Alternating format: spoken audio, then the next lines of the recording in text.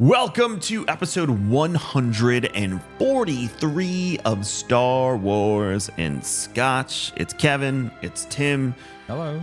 And we're going to be talking about Ahsoka episode 3, which Tim will call a thing that will trigger so many of you, but we'll wait till we dive into the episode before Tim says the magic words that make so many people mad. It's a filler episode. Don't say it. I bleeped it. Don't say it. In the meantime, episode. We hope you're drinking this delicious King's Coast coffee like I am. This is my second cup already. Tim's got the cold brew going today. But you can head over to kingscoastcoffee.com. If you're a fan of Warframe, you can get the 10-year anniversary roast from Warframe. That's on our store right now in celebration of TennoCon. A very, very successful TennoCon, in my opinion. Soulframe looks like right up my alley, by the way. And for you Warframe folks, lots of good announcements, expansions, the 1999 stuff. Look, I'm not a Warframe person, but I love the folks at DE, so I'm always happy when they do well because I think they're wonderful human beings. kingscoastcoffee.com. Our 6-year anniversary is coming up as well. We saw some cool stuff from that yesterday.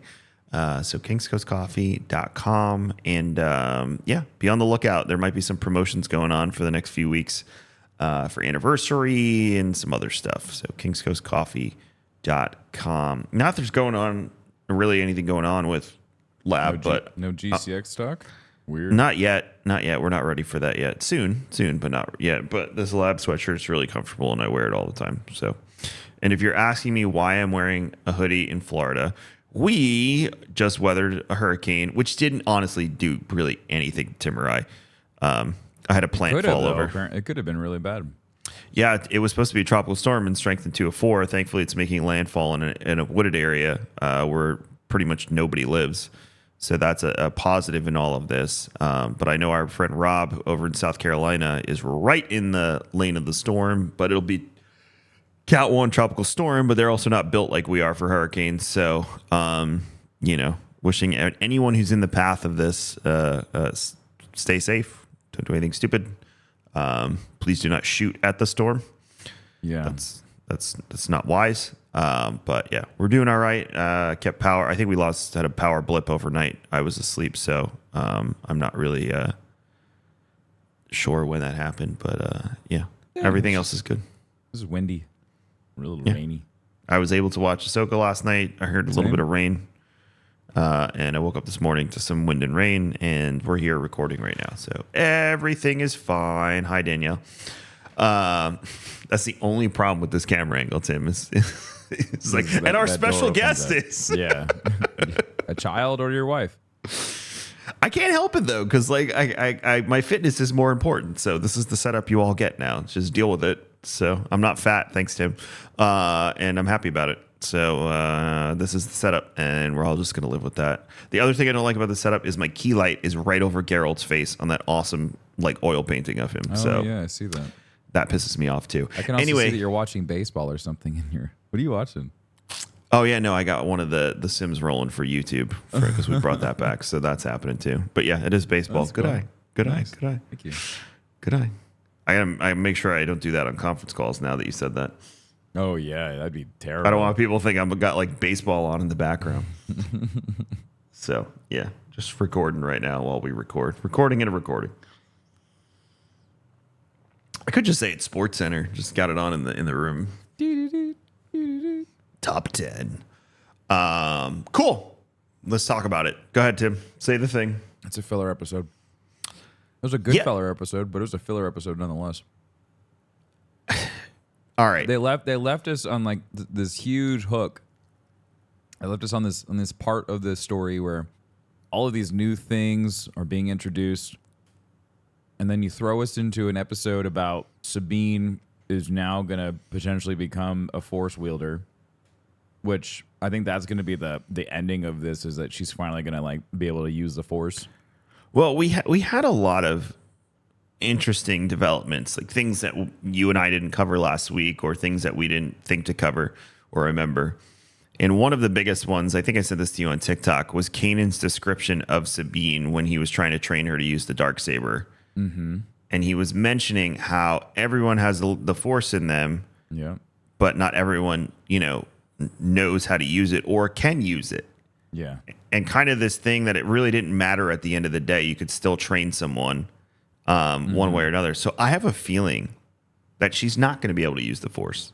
And that the whole point of this is that the value of the person, the training, the skill is going to result in her probably being able to get revenge on Shin without being able to use the Force. That's my personal feeling. I actually think it's going to go the other way, where she's never going to be able to use it, and that's the bottom line. So that makes me even more frustrated with this episode then. Okay, it's good. It's just the amount of time that was used to showcase Sabine starting to open herself up to the idea of being a Force wielder. Is that all for naught? Is that I guess I'm trying to figure out what is the point of making Sabine or putting Sabine in this position to where she could become a Jedi Padawan? Because everyone's saying that, because even Hu Yang is like, she's the worst candidate ever. Like, there's no way she'd ever be admitted to the Jedi for consideration of being a Padawan. So is this continuously pointing to the fact that Ahsoka is rebellious and is not a Jedi, and she does not need to follow the Jedi ways in order to bring someone to her level? I don't know where we're really going with this character development. I think it's they're both rebellious. They're both, counter to what they're supposed to be. And I do think Sabine is trying to not be a Mandalorian in all of this. I really do. I think that's kind of how a lot of this plays in. I think she's trying to not be a Mandalorian. Because Hu Yang even references how many Mandalorian Jedi there were. And I think in canon we know of 1, 2, 3 tops with Legends. I'm including Grogu. Oh, okay. In that. So, I mean, we know of Tar Vizsla. Is it Tar? Yeah, but Grogu is kind of a cheat. That's what I mean. First and then a Mandalorian, not a Mandalorian, then a Jedi. Yeah, and the interesting thing is Mandalorians, yes, there are pure-blood Mandalorians, and they do say things about that. But Mandalorians are a culture, not a species. They are a species, but they're also a culture. Sabine's both. Yes, because she's royalty. Mm-hmm. Royalty of nothing, because there's nothing left at the moment. Although if this happens after, that means they've retaken. No, it's happening during the time. It's right around the same time. But she probably has no idea, because I'm sure word is not traveling around the galaxy. Yeah, unless Katie Sackhoff shows up at some point, I don't think they're gonna know. No, the more we get deeper unless into there's this, gonna be whispers from the New Republic. It'll be like, oh yeah, did you hear that thing that happened on Mandalore? Yeah, that might come up. I think this is it. I don't. Could we see it in another season if this continues? Sure, but I don't think right now is the relevant time to bring in those characters. Could they? Potentially, because you know how much Disney loves those crossovers. Yeah. I don't buy the, we're building up to her just ability to use the Force. Jay Clam texted me last night, and what did he say? It was actually very funny. He said, Danielle texted me after she walked in and said, you need an Uncle Jesse light on the door. Ahsoka should have told Sabine her midichlorian count was way too low. They should have just taken her M count. Yeah. I mean, they could have done a lot of things. I also don't understand why they're just not leaning into her being more of a Mandalorian. This whole idea of Ahsoka needs a sidekick, but it's you have one. You have one that's very skilled and knowledgeable. And I think that was a kind of a part of the whole dogfight, which was really cool. I really liked we can talk about it in a little bit, but that whole dogfight was really awesome. But the whole point of where Ahsoka realized that she needed to work with Sabine, not tell Sabine what to do. I thought that was really cool. I really liked that. I liked this whole idea of them, rebuilding this relationship and coming to an understanding, this middle ground. I really like that more so than Sabine trying to figure out her place as a Force user. So the reason I said what I said about the Mandalorian stuff and her running away from that is because I watched the 2 episodes back with Danielle, and I noticed that anytime her past comes up, it kind of gets shoved to the side. And one poignant moment was when she was being attacked by the HK droids. Mm-hmm. Oh, was it attacked? I can't remember if it was attacked or prepping or something. She went for a weapon, and her helmet was sitting there, and she saw the helmet, and she grabbed the blaster and got up. She didn't put it on. Yeah. Yes, she puts her armor on at the end of episode 2. I understand that. But we're back in the beginning of episode 3. She's doing the Jedi training, which I thought was a phenomenal throwback to your samurai Oh, roots very much of Star so. Wars, and the Bakken blades that they used to train. Even the garbs that Sabine was wearing was very kendo. Yep. Very, very Japanese. It was very nice. Like, she's even got the freaking shoes on. Like, I mean, like everything about her getup was great. I really enjoyed that. Reminded me a lot of episode 4 too, with Luke and Obi-Wan. Yep, a ton.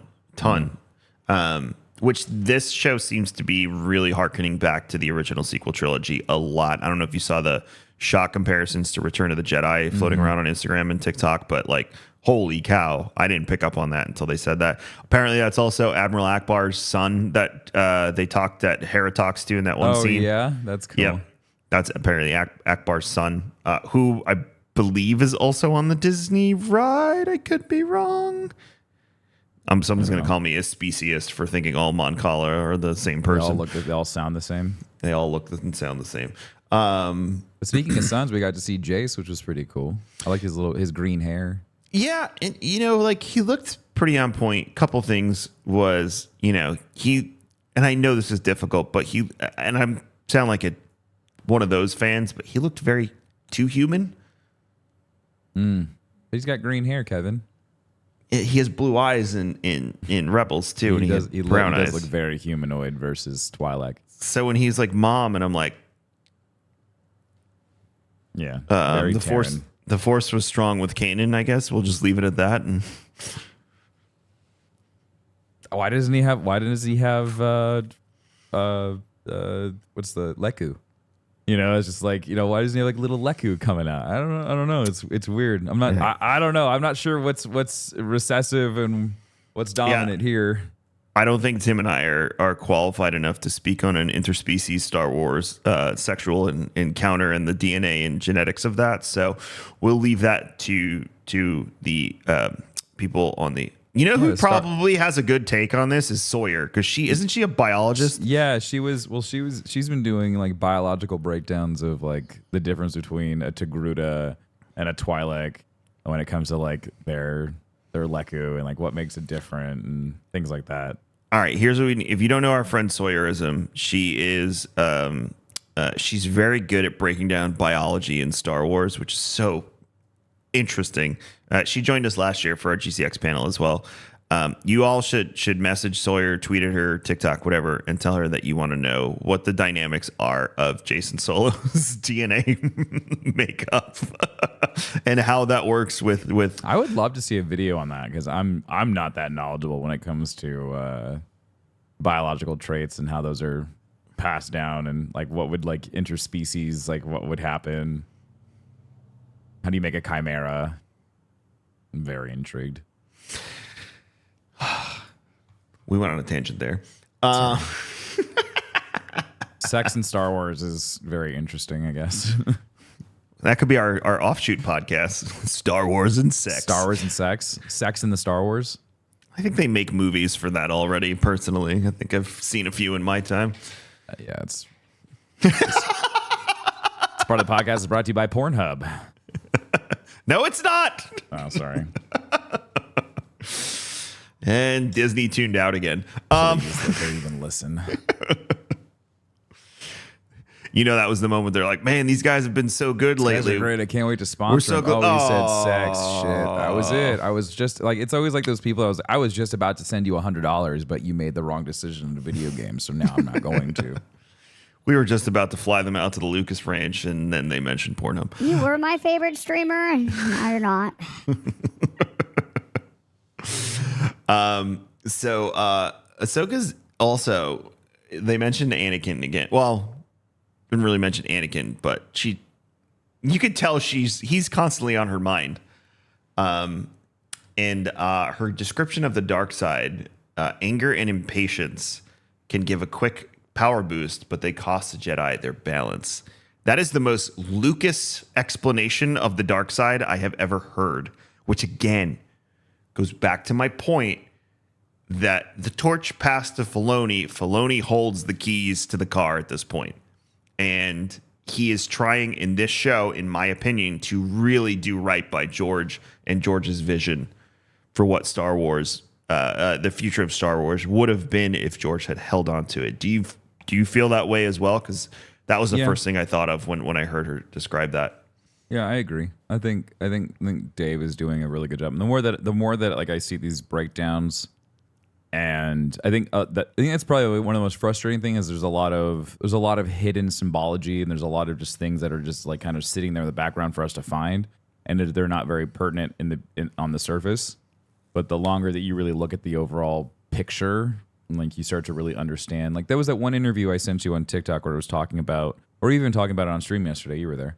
We were talking about like what Dave and George, or like what George told Dave was considered canon, and like every like movies and TV shows are canon, and like how they're handling the expanded universe, and how he's like, what's the point of creating all these new characters? We have like all of these characters that have already been kind of like flushed out in the EU. Why don't we just use them to tell this story? And so I was like, like he's like they're regardless of how I feel about like one episode or a handful of episodes, like at the end of the day, it's always been the end result has always been great.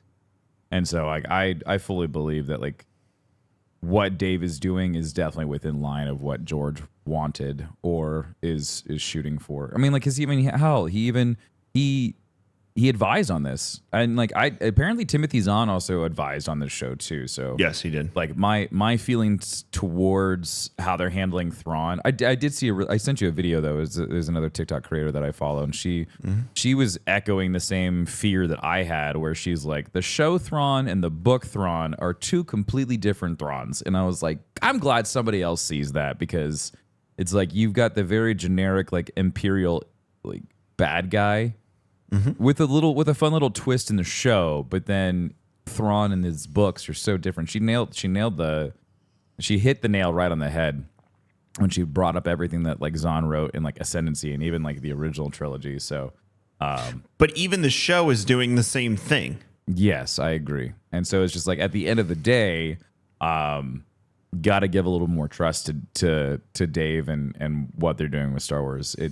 It can be a little rocky at times, pacing can be a little strange, but like overall, the end product has been very good. And Timothy Zahn has written Thrawn before this too. Like this is his second adaptation of the character. Right. I believe he created the character originally in the Legends universe. So Heir to the Empire was the first. It was the first popular novelization of Star Wars. It's what essentially kicked off like the popularity of Star Wars novels. So like, yeah, he created all of this. So it wouldn't shock me if there's elements of Legends Thrawn, and like that creator said from TikTok, I forget her name. I'd love to give her credit for the video. She always wears an X-wing helmet. Yeah, she's great. I watch her videos. I follow her too. She made an interesting point that even Rebels Thrawn and Book Thrawn are very different. She even mentioned like the second Thrawn trilogy, which actually takes place before the first one. They're different. Yeah, even they're different to an extent. Well, Ascendancy Thrawn. Well, I think the book like even the Ascendancy Thrawn, and then going into the Imperial Thrawn. Like those two very much so coincide with one another. I feel like they carry across. Like yes, the tone shifts because he then has to play it in an Imperial officer. So the overall like the story tone shifts to more of a traditional like Star Wars Imperial kind of storyline. But the core characteristics of Thrawn continue to stay the same. Like everything's for the Chiss Empire. Everything's for the house, like the Myth House. Things like that. So like there's definitely consistency there, but you don't see that in the show. You don't see that in Rebels. It's never made clear what his true intentions are. Yeah. So I'm curious to see again, like what are his true intentions? The idea of getting blasted off to another galaxy with Ezra, like what was the point? What happened? It's been years. We're looking at like 10 years, right? So like what has happened in that time? It's going to be very interesting. And I saw some people in our comments that were like, you should just let the show ride out and not judge cast. I was like, okay, first of all, this is our goddamn job, is to talk about it and to like come up with theories and what our expectations are. But two, it's also very exciting to like try to figure out like what's been going on. I think that's part of the enjoyment for me, is like trying to figure out like what really happened before we actually get the true explanation. Because I always love to see like do our expectations and ideas, do they align with what Star Wars and what Dave is really trying to shoot for? Yeah, it's first of all, speculation on things like this is like 50% of the fun of watching it. So don't take that joy away from us. We don't care if we're wrong. It's just fun. Mm-hmm. And chat wants to join in on the yes, there's still chat. Chat wants to join in on the fun with us. So that's why we do it. So don't tell me to let it ride, because I like theory crafting insane ideas and getting a few of them to pay off, like we did with we said we would see Jason Syndulla. That was one of our predictions. Well, we got Jason Syndulla. Yeah, because of a Lego Star Wars kit. I thought that was great. Well, I also wasn't sure when Mon Mothma, who looks radiant as ever, by the way. Mommy Mothma. When Mon Mothma was like, how's Jason? I was like, oh, there's our Easter egg. We're not actually going to see him. And then when he came down the hallway, I was like, hey, little guy. I love the little nervous look on her face. She's like, he's around here somewhere. And also when he was like, I want to be a Jedi. And I was like, you might. Yeah, I feel like he has a better chance of being a Jedi than Sabine does. You might.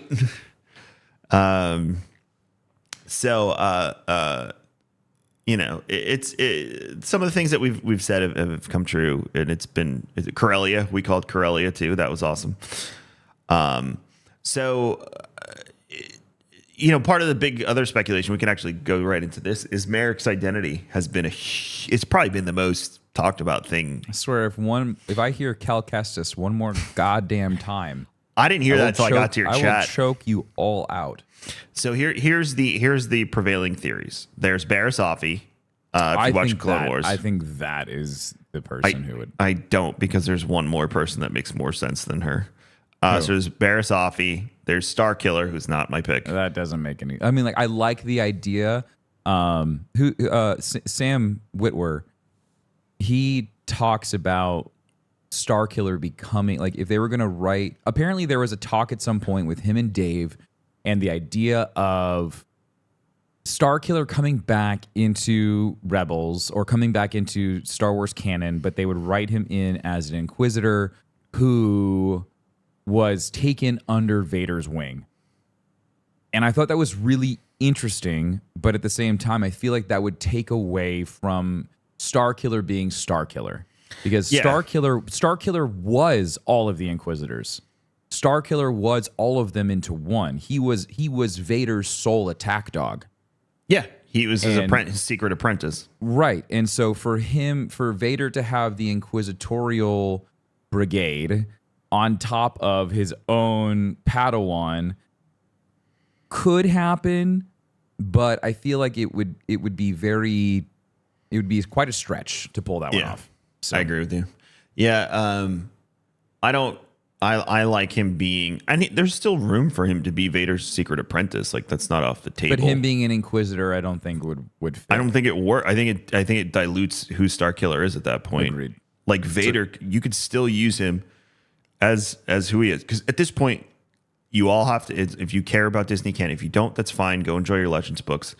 But if you care about the Disney canon, then at this point, we have to come to grips with that. Not all Jedi were killed in Order 66, and a lot of them escaped. And that's okay. I think it opens up a whole new era of storytelling in that sense. But point being is that perhaps if you're going to bring Starkiller in, he isn't an Inquisitor. He is still the secret apprentice, and maybe he's only hunting the high profile, you know, your Obi-Wans, if you will. Obviously, we have a story for that already, but like that level of Jedi. You know, that Vader knows the Inquisitors just can't handle, because they'll get the floor wiped with them. So would it make sense that Starkiller would be hunting Ahsoka, especially during the, you know, Rebellion era? Sure. But where we're at in the story now, it just doesn't make any sense. And it would be a terrible reveal, in my opinion, and I don't think it would do the character justice. Agreed. If it happens, it happens, but I'm just not on board. The person I think it is, and before I put my foot in my mouth, is the sixth brother. The sixth brother has the same helmet as this person, talks just like this person. Oh, really? Yes. So the sixth brother makes the most sense in Bill Valen. His name is Bill. You know, Bill, the Inquisitor. B-I-L. Wait, was this the same guy who was in Tales of the Jedi? People are speculating that it might have been, but I don't. But he died. Yeah, and his helmet is not the This same. is the Jedi that. Isn't this the same Jedi who she takes the kyber crystals from and purifies to make No. her lightsaber? Mm-mm. Oh, okay. Oh no, it does say he was killed by Ahsoka Tano in the uprising on Rada. Oh, I didn't Yeah. realize that. Because all the videos I watched this week were saying it could be him. Maybe he didn't die. She stabbed him, I thought. So did Sabine. Yeah, I'm really tired of people getting stabbed by. Okay, So's the internet. so there was an entire video from a physician who broke down biologically why, and I was saying the same thing. It was like Qui-Gon's stab was midline, but then like she was giving off some reasons as to like why it would have killed him, but at the same time why it wouldn't have killed him. Also, like Sabine getting stabbed, like why didn't kill her? Like Riva, like why didn't kill her? And all that stuff. It was just like I don't like how we're like one person gets stabbed and they die eventually, and then other people get stabbed and like I'm fine.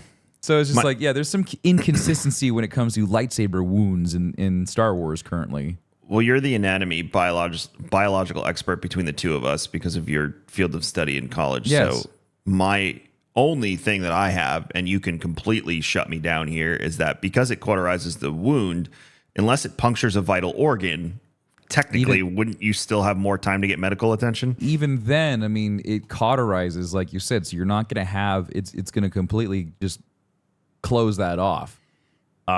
Like even if you were gonna be like most of the wounds that were done in a lot of these organs, like you could still function. So I mean, like they talked about like Qui-Gon's like injury because of it hitting the spinal cord. It could have caused some shock and it could have thrown his brain into a shutdown mode essentially. But even then, like it's such a stretch. It's a very long stretch, and like where Sabine and Riva were stabbed, there's not a lot of like vital stuff there. So yeah, cauterization and them just kind of like passing out, like that's to be expected. But still, it's just like and why does like freaking Darth Maul gets cut in half and he's fine, but Qui-Gon gets stabbed and he dies. So I don't get it. Wouldn't the bacta tank doesn't it regenerate tissue? So wouldn't it cauterizing regenerates and then everything. So wouldn't regenerative tissue and a cauterization actually save a life? Or am I wrong? You're right. It would, I mean, like it essentially just creates scar tissue. So, but then I mean, like they have all this. Like again, we've got medical like inventions that allow Darth Maul to become a spider and survive in a junkyard. But Qui-Gon Jinn, who's one of the strongest Jedi in the Order, he's just like, I'm tired. Maybe he was. He was sick of all them kids. I don't know.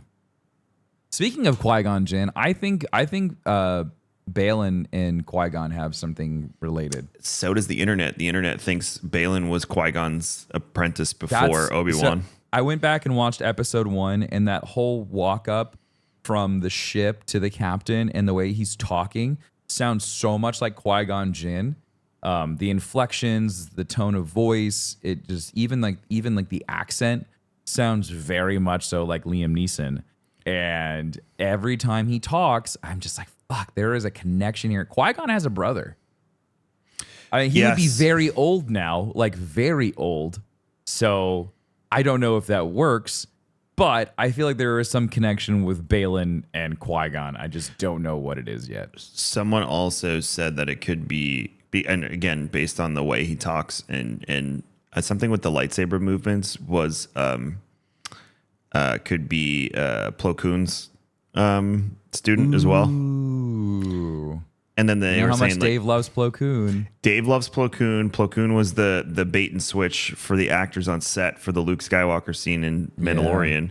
They already have it modeled out and everything. They even said they have the full working model. Yep. And then again, something with the lightsaber combat and the form that he was using. I think it was during the deflecting the blaster bolt scene. Mm-hmm. Was something they connected it to Plo Koon somehow. I don't even know. I couldn't even follow it because I'm not that nerdy, shockingly. Yeah. I was impressed. Speaking of lightsaber forms, I really liked how they kind of broke it down in this week's episode with Sabine when she was like when they kept on calling out the different names for the different attacks. And they were talking about the different lightsaber forms, like maybe she's not ready for this. And I was like, that's really cool because they haven't really broken down all like you could like in literature they've broken down the different fight styles and things like that, but they've never really showcased on in the correct me if I'm wrong, but I to my knowledge they haven't really broken down the intricacies of lightsaber fighting on the shows, like in cartoon or even like on the movies. They've never really like talked about it, so I thought that was very interesting because that's a very big deal. Like for a Jedi, the fight style that they take is a very, very big deal for them because it kind of just like it's another way of them expressing the type of force wielder that they are. You used to have to change stances in SWTOR as a Jedi Knight. You'd have 2 DPS stances and a tanking stance. I forget the names of them, but they were like little icons you'd click and you'd go into that form and it would give you a whole new toolbar. So outside the games, because I think you could do that in Coder too. Is change forms. I always did blaster and lightsaber. Like I was doing that before Ezra. Like in Survivor. Put that out there. Just say I'd hot swap between blaster and lightsaber. Yes, you can use them at the same time. I know a person that's going to come back and try and say that. I'm talking about the fact that you could toggle between weapons. So one other thing too, I got a little scared when Ahsoka was hopping around on top of the ship, and I'm like, oh my god, are we really just like, is this going to be another Holdo maneuver situation where we're going to be fighting people? You know, just the same way we were talking about the anatomy of and the wound of lightsabers, how that would work in a physiological sense. You know, at the end of the day, one thing we all do need to remember is that we are discussing a universe where space magic exists. Yes. So, like, please, for the love of God, take it with a grain of salt and don't personally attack people over it. The hopping around on the ship, though, I was like, oh god, is she just gonna like flawlessly do this? So when she was floating away, I felt a lot better. I was worried that she wasn't gonna have a spacesuit on. I thought we were gonna get a Princess that was her Leia. Clone Wars suit, dude. That was I know it was really good. I was, but a part of me was worried we were gonna get a Mary Poppins Princess Leia like moment where she was just gonna walk out and like hold her breath. I'm really glad that she had like her full space suit on, even like for her Togruta tendrils. I'm freaking anatomy. Now we're talking anatomy and I can't think of things, Kevin. We were just literally just talking about him. Her Leku. God damn it. That was cool. I really liked that. I thought that was a neat Wait, aren't hers called Montrals? I think that the tails are still called Leku. Isn't the Montral the big part, the top piece on top of her head? Sprouted from the heads of both Togruta and Caesarians. Montrals were cone-like horns. You're right.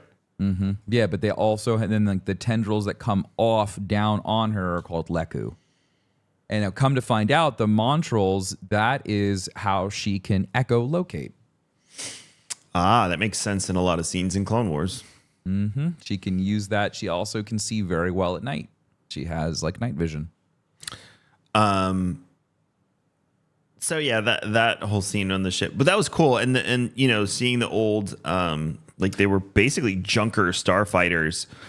I really like the cinematography for the dogfight because it was very World War II documentary style, whereas like the Ahsoka's craft felt very much like an old like B-2 bomber or a B-52 bomber, right? So it's like, you know, like those old scenes where like the bombers are or like they're in like their gunner position. You kind of like the camera over the shoulder, and then the bad guy ships felt very like Nazi propeller planed. Like they had the sounds, even like when they shot their blasters, it all sounded very like old school. And I just really liked the camera angles and stuff. The one thing I didn't like though, which I thought was kind of weird, was all of the smoke effects coming from the blaster cannons from the Elspeth's ship, the eye of the flak cannons.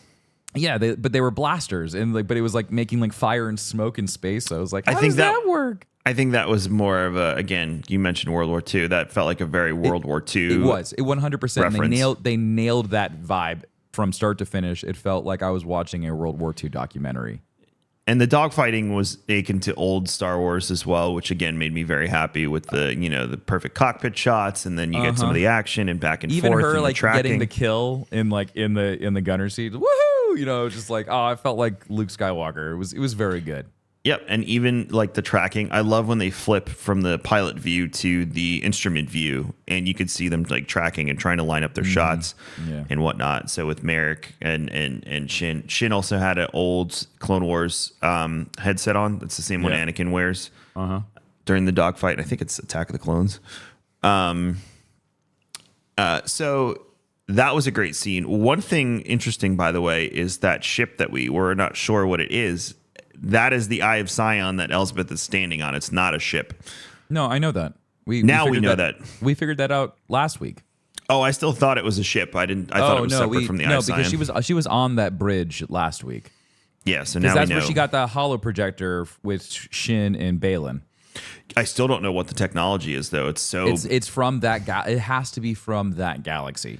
It has to be from the galaxy, and it came over to ours. And I bet you the Eye of Sion was probably like dismantled, and it was kept in hiding. It's probably ancient, and only her family knew about it.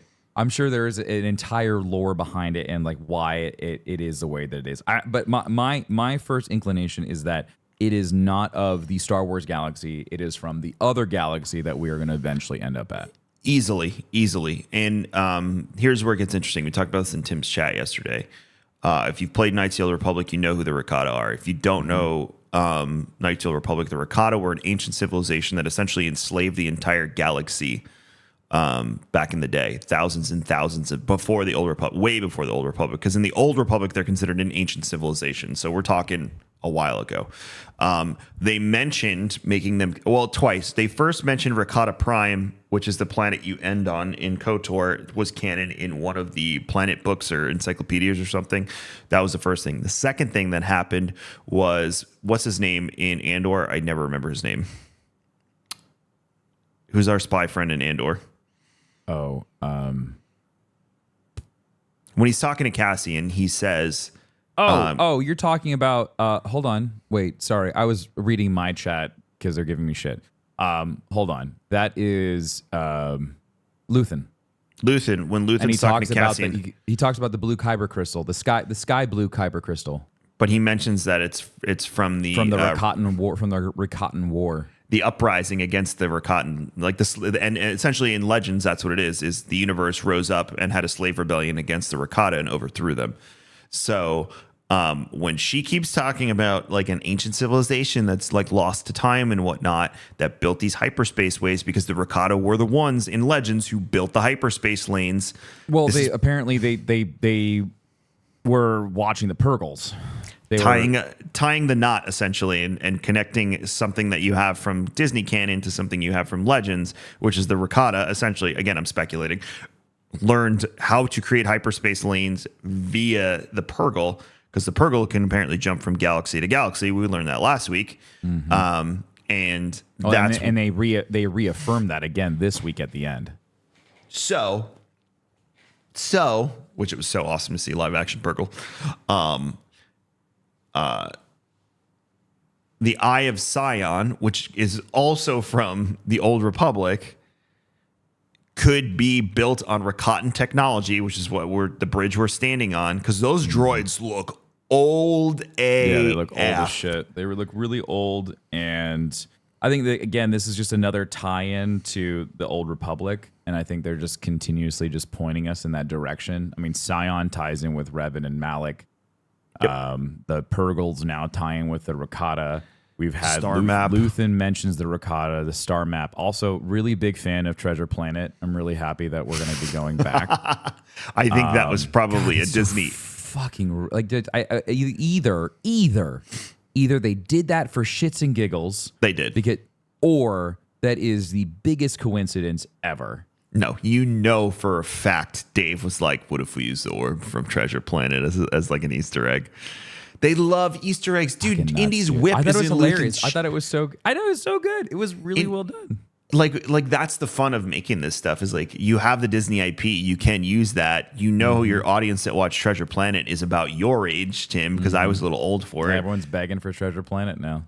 Yeah, so like now you've Could you imagine if that was a nod to them saying Treasure Planet live action's going to happen? Dude, how many views do you think Treasure Planet got on Disney Plus after? Oh, so many people that Ahsoka? went because they went to go find if there was anything that coincided. If they any type of Easter eggs, they could pick out a Treasure Planet that would go with Ahsoka. 100%. So they're just having fun with you at that point. But also props to my wife, who, because I didn't realize it at first. I think we talked about this last week. You didn't. When we rewatched it, she knew that was the Night Sister temple the second they showed the face in the bottom. Why? Because it looked like Mother Townsend. She goes, "Is those witch sisters?" And I was like, I totally missed that the first time. I was like, "Yes, you hot piece of woman, you keep talking to me." She's like, "Yeah, you can see the red like faded around their cloak, and the face looks like their face." I was like, "Oh my."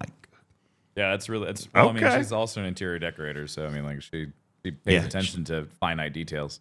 She also was not shocked that Morgan was a Night Sister. She's like, yeah, like they did that, and like, why would you be surprised? It's like we were freaking out, so just don't kill my buzz. There was no inclination that she was a Night Sister at Danielle all. apparently had assumed when they went to the Night Sister temple that Morgan was the Night Sister. All right. So maybe she should start writing Star Wars. Senator Ziono, the one Hera talks to, he is based on one of the characters from the old Thrawn trilogy, a Borsk Fela. In Legends, Fela, who would eventually become Chancellor himself, was an ambitious and self-interested, refusing to believe that the Empire was a threat. So this is definitely a mirror. Oh yeah, this is the son of a bitch who's like, we can't use New Republic resources to go find Ezra. He was very adamant about. I think he's a plant. He's also, this is why I don't think he's a plant. He's also the dad of the main character in Resistance, which is one of the worst cartoons I've ever watched in my life. It was not fun. No, that show is not made for me and Tim. Even my son doesn't like it, and he's 9. But his dad, he's the father of the main character of that. So his son is part of the Resistance against the First Order. Okay, so, and Luke Skywalker's dad was an evil Sith overlord. So no, I'm just saying. It just, you know. it's always really good when the son like beats the crap out of the father because the father was evil as fuck. Yeah, Kaz is his storytelling. name. Kaz Ziono. That's his name in Yeah, he Resistance. looks very prude and pretentious. I'm not a big fan. I don't think you're supposed to be a fan. I think that's the whole point. So yeah, that was his dad standing next to Mommy Mothma. What else? I'm going through all of the stuff from the episode that I have. We knew about the Hive Scion. We knew about the Purgle. Apparently, people decoded the map, the star map that is shown at the end of the credits in episode 2.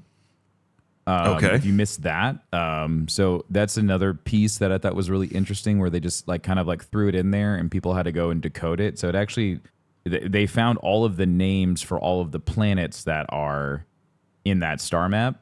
Mm-hmm. One of the planets is from a a Rebels episode with Rex, which I thought was very interesting. Okay. So I think people are starting to think that maybe we'll actually see Captain Rex show up in live action because of that planet. But they went through and they found all of the planets that were listed in that star map for this galaxy, which was pretty cool. So I mean, this is their opportunity to have old live action Rex. Tamira can play him no problem, and to also confirm that he fought in the Battle of Endor. Like that would be the perfect loop to tie up there. yeah. Because of the fan theory that he I think they might have even canonized it. I'm not 100% sure. I don't know if it is canonized or if it's just like it's fan fictioned on Wikipedia, but there is this one individual who has a white beard. He's older and he was just a fill-in at the time, back in 1980, 1986. Dave loves that crap. Oh, most definitely. definitely. He does. Mm-hmm. So there's a very good chance that Dave's like, yeah, let's make it canon. That's fun. I like that. Yeah, and I think his actual Wikipedia entry talks about him fighting at the Battle of Endor. Yeah, and he's going to be old AF now, so he'll probably be in his 60s, like, well, age-wise, not numerically. Yeah, it's actually listed here. It is? In Wikipedia. So Sabine Wren reflecting on the fall of the Empire. Hera fought in the Battle of Endor, as did Commander Rex. Like that's the only entry, but it is said that he did fight A quick at the Battle of Endor. quick line, it would be like, Sabine, haven't seen you since the Battle of Endor. Like that. It was Something like, like boom. that. Fandom goes crazy. That's it. That's all you need. That's it. We can move on. He's like, I was on the ground on Endor, you know. Yeah, it's just like, and it's literally just like a quick shot of this guy with a white beard, and so, actually the picture right here, it's just like yeah, okay, like you could say it is Commander Rex, but Sure. Let's have fun with it. yeah, but now if you look up Rex Endor, you can see like the comparison of like this guy up against the animated, and there's a lot of similarities. Like Dave used the guy from the movie as the reference image for Rex, which I thought was great. Maybe. Who knows? We'll see. So the last thing I wanted to bring up to you was I watched a whole video on Ezra. And what do we expect from Ezra? Because there's also the theory that Ezra is Merrick, which I hate personally. Yeah, I don't like, or like he's Starkiller, or that he like became super evil while he was in this other galaxy. So it's really That's what I wanted to interesting. ask you. Like, what would, because Ezra is susceptible to the dark side. We saw that numerous times in Rebels. So being in this other galaxy, let's put all the things that we have together and lay this out. Ezra's with Thrawn all this time, right? We pretty much, I would say, safely believe that Merrick is not Ezra, and that would be stupid. Yes. Because how did he get back? Like, Well, that's what I talked about in stream yesterday. It's like, how the hell would he have launched himself off into another galaxy with Thrawn, and then the Empire is able to go out and find him, bring him back, torture him, turn him into an Inquisitor, but they left Thrawn? And you know, like it's like, oh well, he took the Purgles back. It's like I wanted to be like Han with like, that's not how it works. Exactly. You know, like it's not. Stop. Even with space magic, we have to have draw some lines in the sand. So taking that Ezra is still with Thrawn in this bridge to Peridia or whatever. Peridia. Let's just call it Peridia because that's what they called it in the show. So let's say they're in Peridia. Let's assume that the Peridia is where this version of the dark side that the Night Sisters use come from. Yeah. Let's assume that it's ancient Rakatan technology as well, which is what we see on Morgan's ship. Assume all of these things. We've heard nothing about the way. And again, I'm open to the fact that maybe the light side works differently there too, and that there's an element that we haven't explored there. But the cards are kind of stacked against Ezra. Do you disagree with that in being there for 10 years? Yeah, it's going to be rough. How did he survive? And if he did survive, how did he maintain his connection to the light side of the Force, or at least balance, versus succumbing to the dark side somehow, or maybe doing it to survive? Yeah, I mean, I don't know. I mean, like there was a theory that someone was talking about in chat where it was like, well, maybe Thrawn turned him. I'm like, but That doesn't make any like, sense. it's like that's not how Thrawn works. You know, it's like that's not his. Like Thrawn isn't a Sith to begin with. So like that theory goes out the window. Also, whatever this voice is that speaks to like Mother Talzin was speaking to Morgan, And she's she saying was like, that it's Thrawn, but I don't. bingo. She's like, Thrawn calls me. I was like, that's not I Thrawn, don't buy baby. that. That's someone else that's someone who's fucking with you, who's making Or you that's- think that it's Thrawn. It's That's whatever darkness like commands the Night Sisters and where they harness their power from. yeah, Which but I don't know how that is super ties in dark. with like the Rakata. Rakata were more technologically advanced. They weren't Right, really they weren't like mystics. right, exactly. So like that's what I'm trying to figure out, like how this all kind of like ties. Oh, it's the same in thing with each the other. It's the same thing on this side of the galaxy with the Force and the advancements in technology. Like the Force operated despite all of the technological advances, and the Jedi used both, the Sith used both. It would be the same concept, in my opinion, where the Rakatan technology is how you get to the universe, but once you get there, there's space magic thing happening. Yeah, of course. Amongst all others. So I think they're separate, but part of the same story. Because the Rakatan stuff would be more, like you said, a link back to the Old Republic, getting us to other galaxies to like literally kick open a door of new storytelling without having to deal with the Skywalker saga. Well, and that opens up the whole Starforge thing, and then that could also lay into Exegol, like all this other stuff too. Yeah, because Exegol at this point was it's still in the galaxy, but it is out there. And the Chiss homeworld is still in the galaxy too. It's just out there too, right?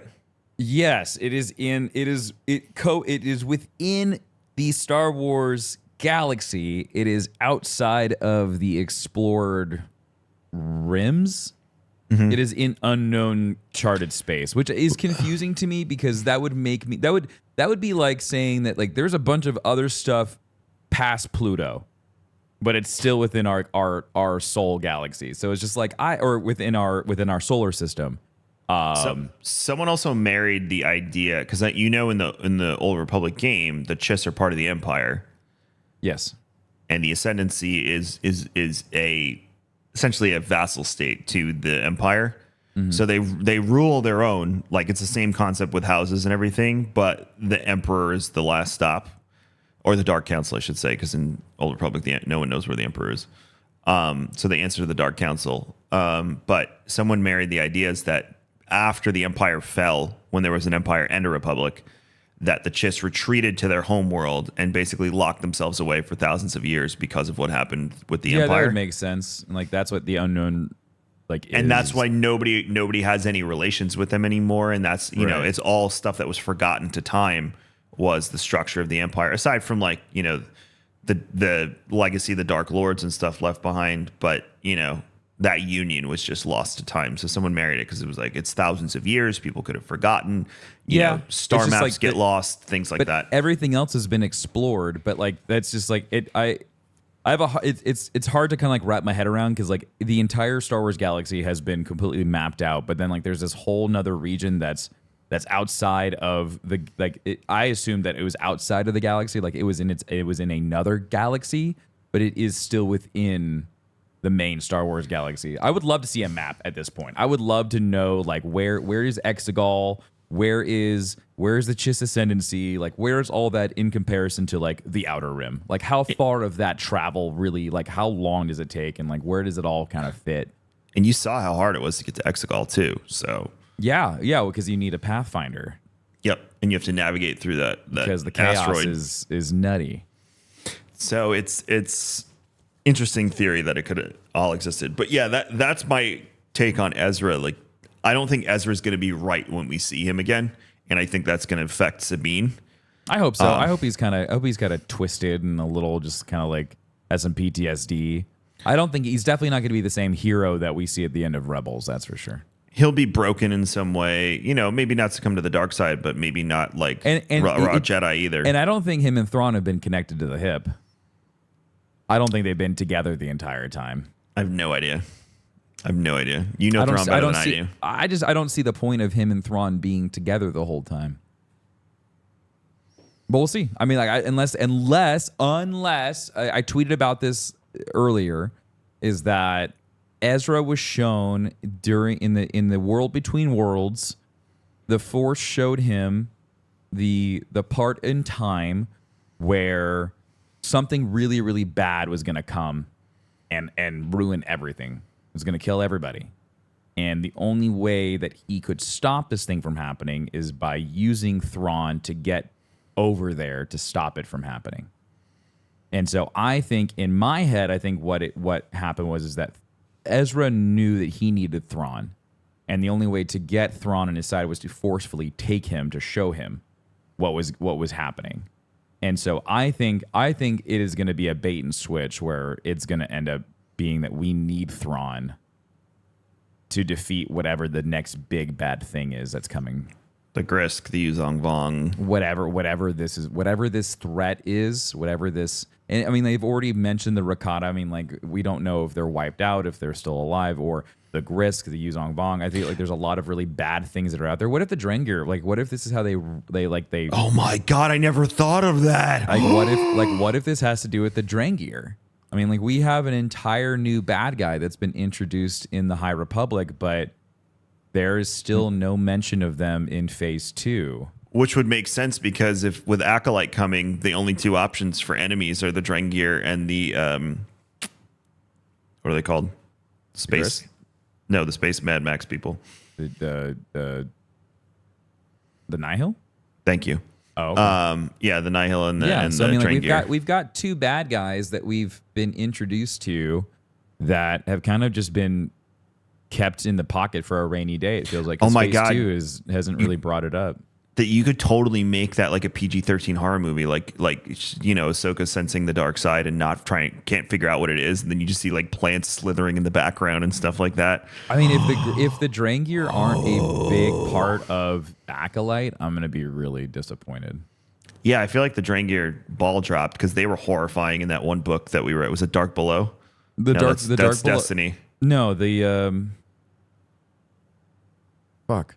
I can't think of it, but also in the comic books they were really creepy too. Yeah, they're like hive mind, like Just like the Hive. Yeah,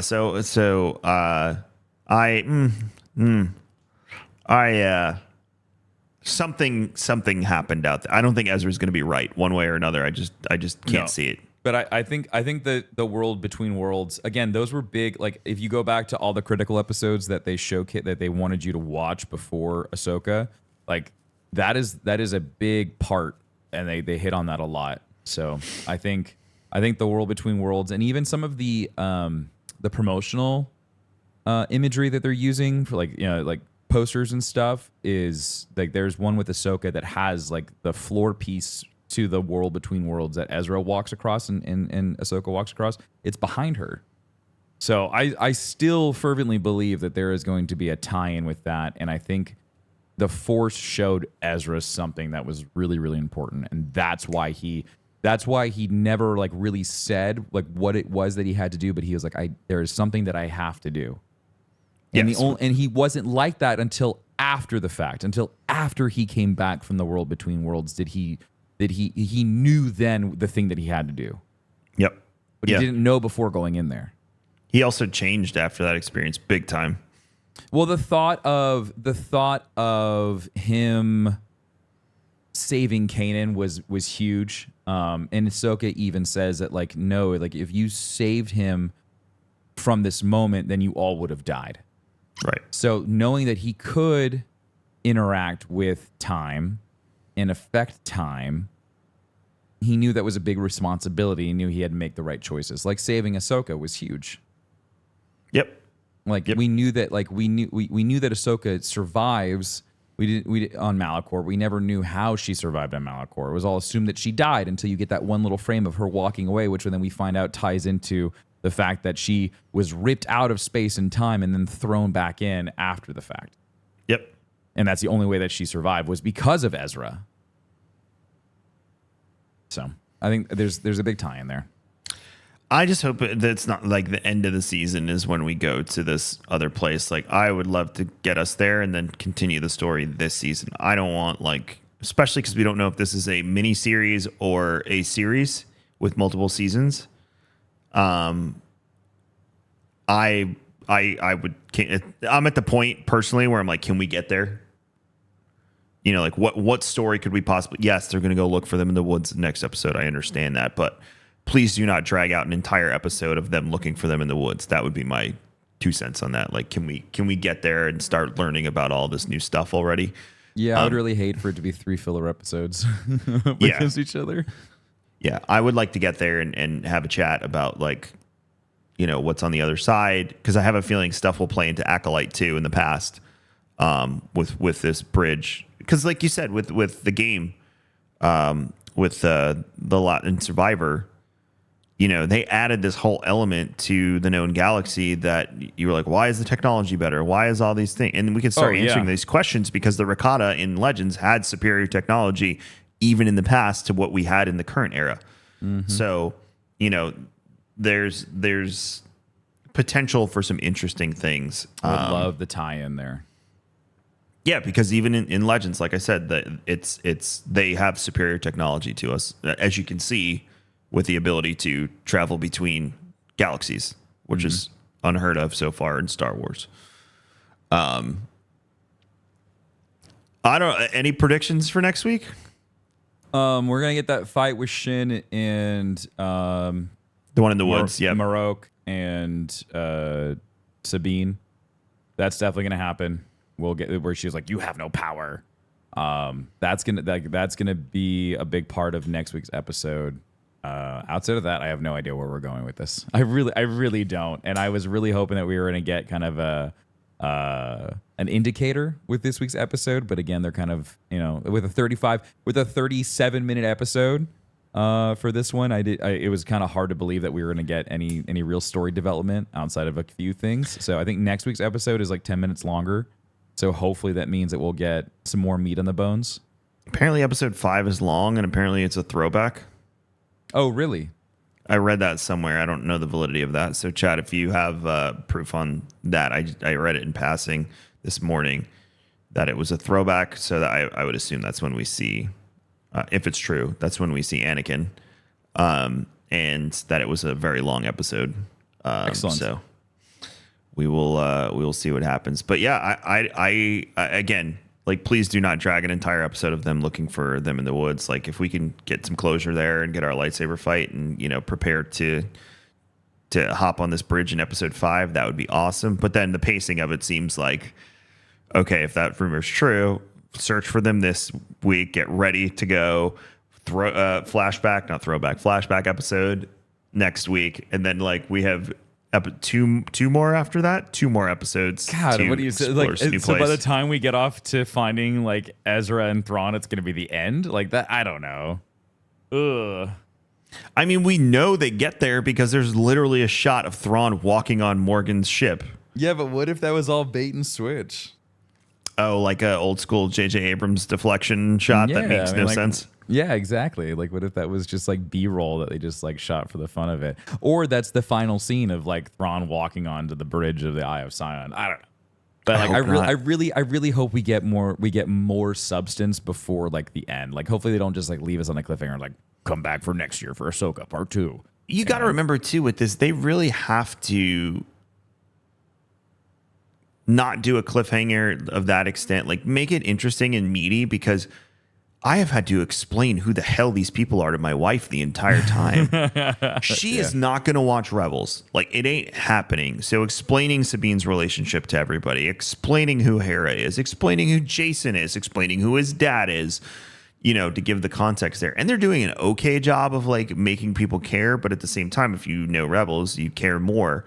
So really, we need something to hook people. We need something for the casual fan to be like, yeah, I'm in, or yeah, I'll go back and watch Rebels because of this. We need that. And without that, it's just people like you listening to the show and me and Tim driving this one. And unfortunately for the metrics they need for this to be successful, that's not enough. So, my wife loved Andor because we walked in blind and it was definitely created for adults. But we walked in blind together. Like, you just needed a basic working knowledge of what was happening in the Star Wars universe. It's like, if you didn't watch Rebels, there's a lot of details that you're missing. So yep.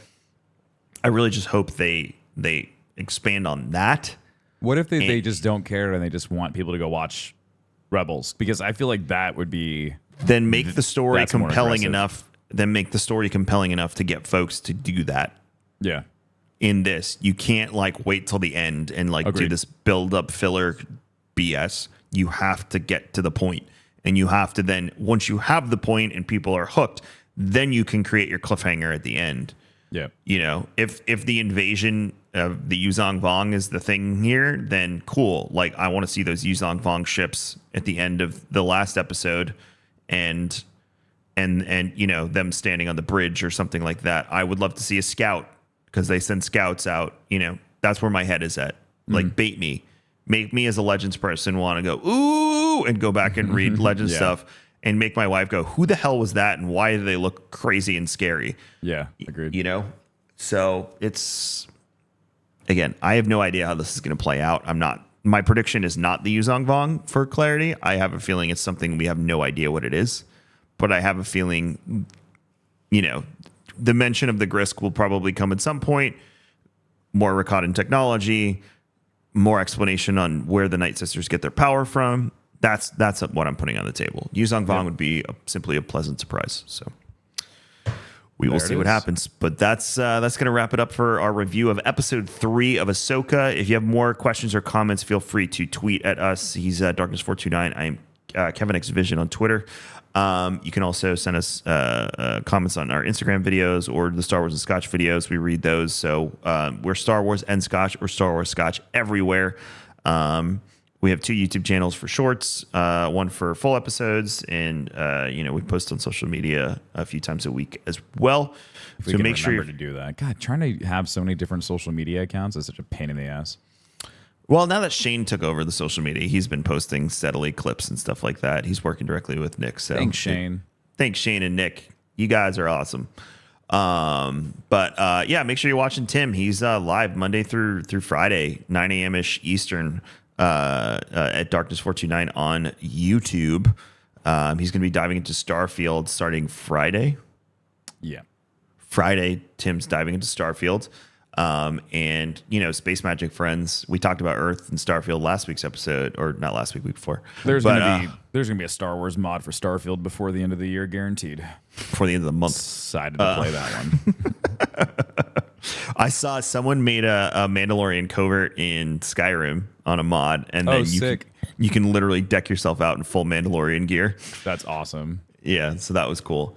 But yeah, Darkness429 everywhere else on the internet. And I'm, like I said, Kevin X Vision on Twitter, KMagic101 everywhere else. You can follow me and Star Wars Scotch. Please rate, review, subscribe, do all of the things. It helps us out so much when we can prove that people actually care about the show. So, and there are a ton of you listen. I see the numbers every week. And now that Ahsoka's out, even more of you are listening. So thank you so much for tuning in. And if you're new, we appreciate you as well. But until next week, episode 4 of Ahsoka, Tamari. May the Force be with you.